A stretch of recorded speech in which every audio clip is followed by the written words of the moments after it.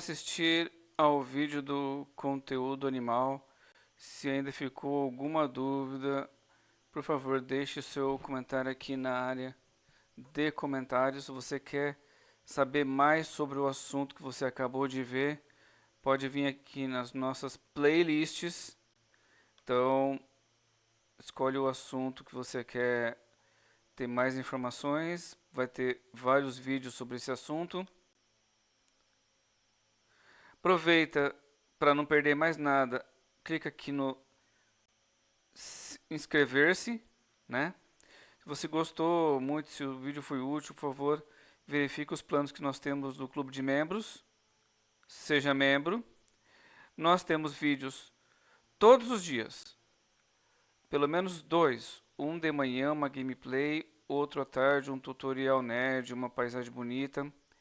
Durante o dia nós podemos ter shorts e lives sobre assuntos do dia a dia, o que está acontecendo naquele momento.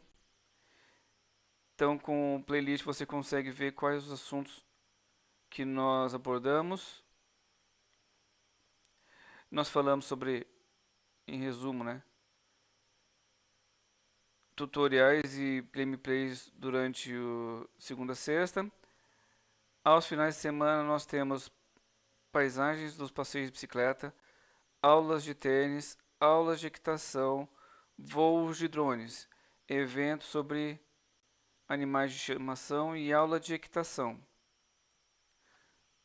Gostou do conteúdo? Compartilha com amigos que podem se interessar. É isso, muito obrigado novamente. Qualquer dúvida, área de comentários que eu respondo a todo mundo.